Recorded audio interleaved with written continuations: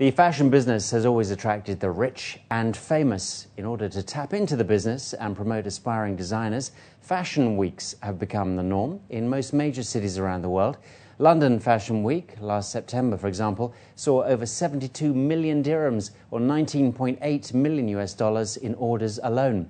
Dubai Fashion Week, in comparison, is still establishing itself, with only the third annual edition just having taken place. Well, to gauge the state of the industry today, we have on the line Rajesh Sajnani. Rajesh, thanks a lot for coming on Inside Business. Can I start by asking you, what's the current state of the fashion business in Dubai? I mean, how much is it worth, do you think? Fashion business as such, we are not seeing much effect till December.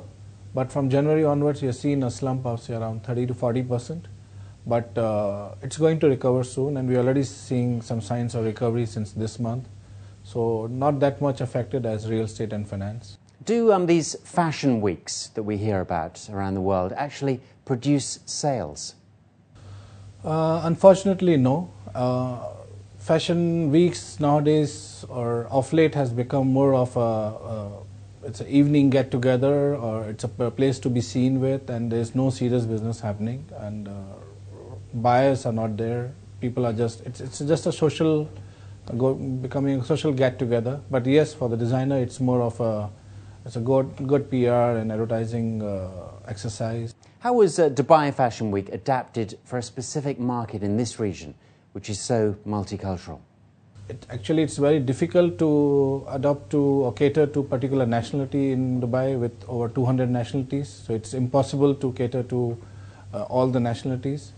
But Fashion Week, I would personally say it's not very effective because like last Fashion Week, I personally felt it was more focused on one area of designers, that is mostly from India and Pakistan. And there were no talent coming from Middle Eastern region or Europe or from America or from Asian thing, and we have lots of people from these countries here. Now, Rajesh, where are most of the designers coming from catering to Dubai's market?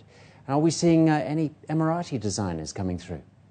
Most of the designers, as of now, what we see is more from India, Pakistan, and the nationalities which are in prominence here. And there is still dearth of good European or Asian designers here.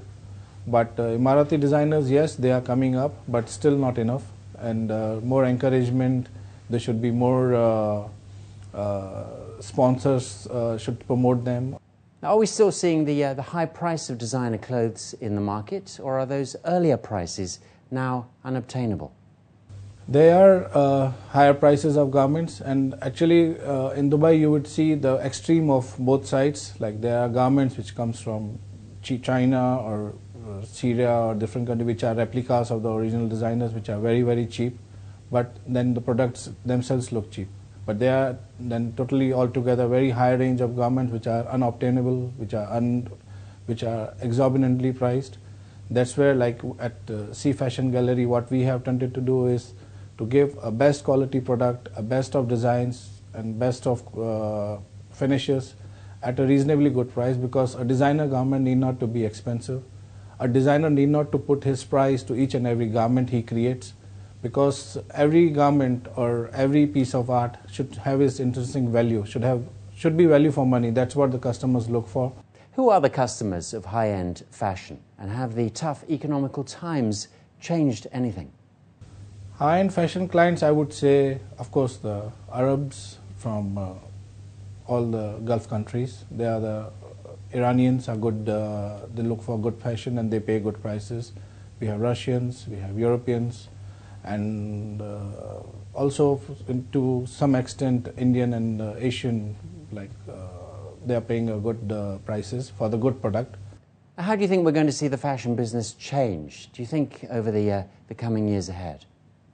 I would say more sensibilities, more mature decisions will come into play. People before buying on impulse would be reduced. They would be buying more on the intrinsic value and the requirement, the need.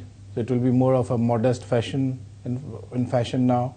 People will not go for very exorbitant and over the top fashion which they feel they cannot carry it off. Now, just finally, can I ask you, are sponsors strategic to enabling fashion to go to the next level? Unfortunately, no.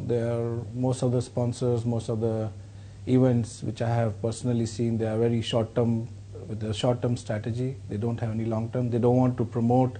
They don't want to invest on research and everything. They're just looking for their short-term strategies, and they're not here to promote anything. They just look at the gains, what they're going out of it. So it should be more based on research. They should encourage more research. They should encourage more creativity. They should look at a long-term benefit, a long-term value addition to any industry, and I think fashion industry needs it. It should not rely on that flimsy or the impulsive decisions.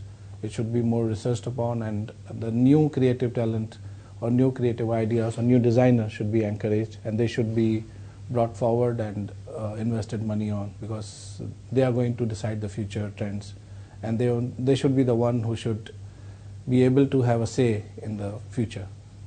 All right. Well, Rajesh Sajnani, many thanks for your time today. Appreciate that. Thank you, Greg. Well, there we are. That's it for this edition of Inside Business. You can contact the programme by writing to ib@city7tv.com.